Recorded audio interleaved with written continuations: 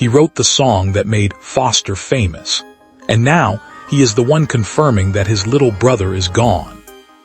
Foster Sylvers died on May 30, 2026, at the age of 64, following a battle with metastatic prostate cancer.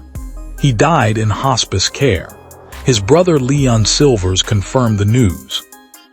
Leon Sylvers III, the brother who was 7 years older, the brother who wrote Misdemeanor, the song that put an 11-year-old boy on Soul Train and American Bandstand, and number 7 on the Billboard R&B chart in the summer of 1973. The brother who produced some of the most essential recordings in the history of R&B, who wrote 9 of the 11 songs on the Sylvers II, who shaped the Solar Records sound that defined black music in the late 1970s and early 1980s. He wrote the hit that launched his little brother, and he was the one who told the world his little brother was gone. The cause of death, metastatic prostate cancer, arrived quietly and was kept private for as long as the family could keep it private.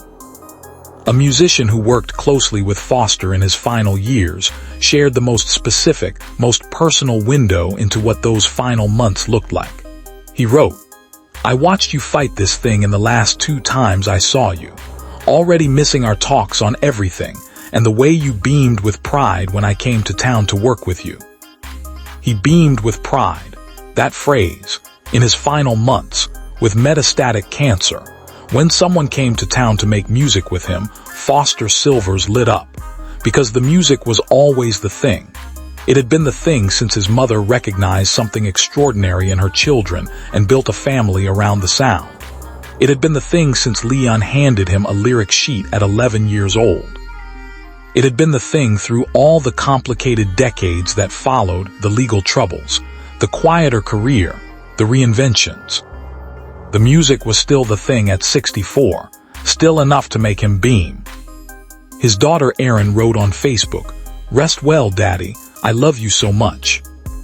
Rest well, Daddy, 5 words, from the daughter of the boy who went at number 7 on the R&B chart before he was a teenager, who grew up watching her father navigate the specific, complicated aftermath of child stardom, the legal problems, the quieter years, the ongoing search for the next thing, who loved him not for Misdemeanor or Boogie Fever or the Soul Train appearances, but for the ordinary daily presence of a father.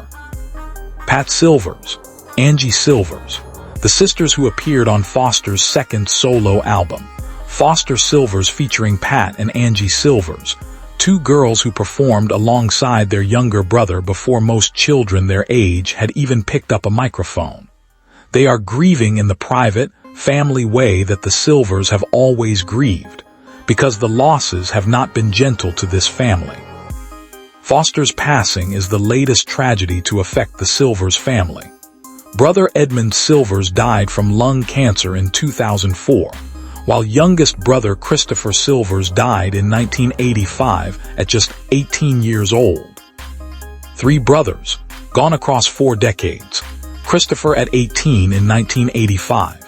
Edmund at 47 in 2004, Foster at 64 in 2026, and Leon, the eldest performing Sylvers, the producer, the songwriter, the man who wrote Misdemeanor, is now the one left holding the full history of a family that gave American music more than it ever fully acknowledged. A Hollywood record store owner and longtime friend wrote on Facebook, "Foster Sylvers and I met at the Sylvers family Bel Air home when I first arrived in 1978 from Flint, Michigan." He described decades of friendship, the kind built not on industry transactions, but on genuine human connection across a shared love of music. The Bel Air home in 1978, when the Sylvers were at the height of everything, when Boogie Fever had already gone to number 1, and the whole world knew this family's sound. A young man from Flint arrived at their door and left with a decades-long friendship. That is the Foster Sylvers the music industry is now grieving, not just the chart positions. The man who showed up, who beamed with pride when people came to make music with him, who fought the illness privately, who died in Memphis, the city where it all began.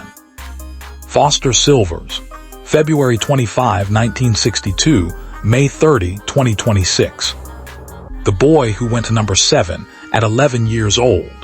The man who never stopped loving the music that gave him to the world. Rest well, Foster. Thank you for watching.